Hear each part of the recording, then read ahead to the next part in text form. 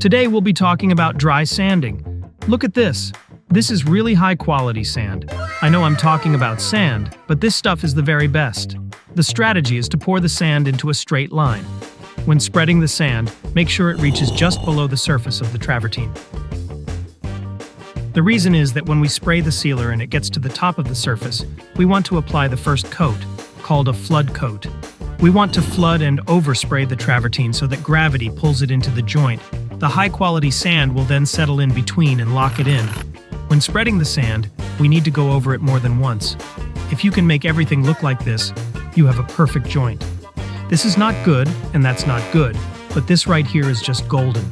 Then, spread the sand again at an angle to ensure a balanced amount in each gap. Continue this process back and forth until all the gaps are filled with sand. Hey, if you have travertine or pavers that need sand and sealer applied, or if they need cleaning and weed removal, give us a call. Let the owner come out to give you a free estimate and discuss your options. It will be worth your time to understand all the options available for your floors. Call us or visit our website at neverpressurewashagain.com.